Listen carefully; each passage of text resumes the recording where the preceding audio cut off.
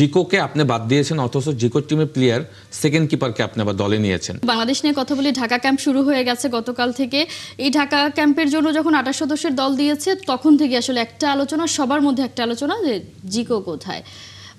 আপনার কাছে আসলে এই প্রশ্নের উত্তর আছে কি না, কারণ কোচ কখনোই তার সদুত্তর দিতে পারেনি। না, বেসিক্যালি আমি আসলে এই কোচকে নিয়ে তেমন কিছু বলতে চাই না এই কারণে, কারণ তাকে নিয়ে বলতে গেলে সে নিজের সমালোচনা নিজেই তৈরি করে।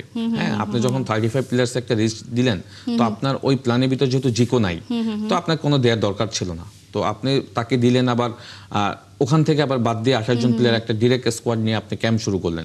সুতরাং ওই যে 7 জন প্লেয়ারকে আপনি নিয়েছিলেন, তাদের তো কোনো সেশন আপনি দেখেননি বা কোনো প্র্যাকটিস দেখেননি, তাদের ক্যাম্পও আনলেন না। তো ওই 7 জন প্লেয়ারকে আসলে জাস্ট তাদেরকে খুশি করার জন্য লিস্টে নাম রেখে ফ্লাশ করে তাদেরকে খুশি করার জন্য কোনো দরকার ছিল না, এবং সেখানে বড় একটা অংশ ছিল কিন্তু আনিসুর রহমান জিকো। জিকোকে আপনি বাদ দিয়েছেন, অথচ জিকো টিমের প্লেয়ার সেকেন্ড কিপারকে আপনি আবার দলে নিয়েছেন। জিকো রেগুলার স্টার্ট করছে, লিগের ম্যাচে পারফর্ম করছে, আপনি তাকে দলে নেননি, বাট তার সেকেন্ড কিপারকে আপনি আবার নিয়েছেন। আবার জিকোকে বাদ দিয়ে আপনি আবার ব্রাদার্সের গোলকিপারকে নিয়েছেন। সুতরাং কন্ট্রোভার্সি কিন্তু সে নিজেই তৈরি করছে। সো এখানে আমার কাছে যেটা মনে হয় যে এই ধরনের ইন্টেনশন থেকে তার বেরিয়ে আসতে হবে, এবং তার যে প্রসেসে সে যেভাবে টিম লাইন আপ দেয় বা টিমের স্কোয়াড দেয়, সেটা আমার কাছে কখনো যুক্তিমত মনে হয় না। আমার কাছে মনে হয় যে একটা প্লেয়ারকে আপনি যদি আপনার প্ল্যানে না থাকে, প্ল্যানে অংশ না থাকে, তাকে আপনার স্কোয়াডে দেখিয়ে বা তার কাছ থেকে তাকে আপনি খুশি করার জন্য আপনি তাকে বরং খুশি করতে গিয়ে আপনি তাকে তার কনফিডেন্ট লেভেল ডাউন করছেন।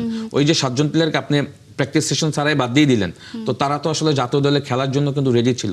হ্যাঁ, তো তারা তো আসলে এখানে কোনো ভুল করেনি। সুতরাং আমার কাছে মনে হয় যে এই প্রসেসগুলি নট অনলি কাবরেরা, আমার কাছে মনে হয় বাংলাদেশ ফুটবল ফেডারেশনের যারা ম্যানেজমেন্টও রয়েছে, তাদের এই জিনিসগুলি কিন্তু আমার কাছে মনে হয় হ্যান্ডেল করা উচিত, বিকজ এতে প্লেয়ারদের কনফিডেন্স নষ্ট হয়।